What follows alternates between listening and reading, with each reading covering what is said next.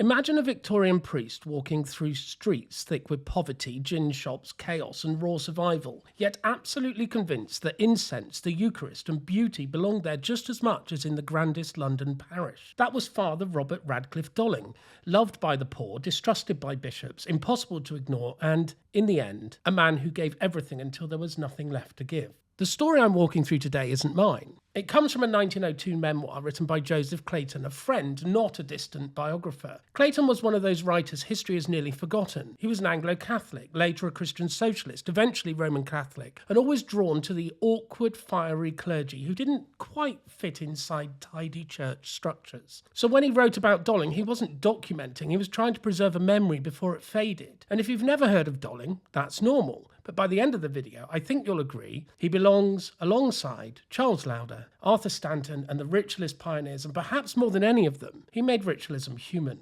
Robert Dolling was born in 1851 in County Down. Religion appears to have arrived early, along with a certain sense of humour. At the age of 4, he explained the Trinity using his dinner: meat, potatoes and gravy. 3 things, but only 1 dinner. Not bad theology for a toddler. At Harrow, he wasn't academically outstanding, but something about him altered the atmosphere of a room. He wasn't loud or forceful, just quietly, unmistakably himself. That pattern continues throughout his life. His first post was St Martin's Mission in Mile End.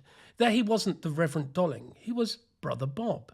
And the mission wasn't a polite parish, it was smoke-filled rooms, hymn singing, card games, confessions, laughter, arguments, and occasionally someone asleep in the wrong bed after too much gin. This wasn't charity, this was belonging. And it worked. So well, in fact, that clergy bureaucracy eventually intervened. And if you know anything about Victorian Anglicanism, that sentence tells you everything. So Mile End came to an abrupt end, but it wouldn't be the last time Dolling and authority disagreed. In 1885, Winchester College asked Dolling to take over St Agatha's mission in Portsmouth. That was a turning point. St Agatha's wasn't just another mission, it was the ritualist vision fully alive, incense, vestments, confession and beauty, placed unapologetically at the centre of a slum. Winchester boys supported him, funded him, occasionally annoyed him, and often adored him. It was a partnership of education and street-level ministry. Dolling believed ministry had to be lived, not performed, so the parsonage became a home. Beds went to whoever needed them. Meals happened whether or not there was money, and some nights the house felt more like a barracks than a vicarage. One of the boldest ideas was the Clarence Street Gymnasium. Critics asked, what has physical exercise to do with Christianity? He responded with simple, saved bodies help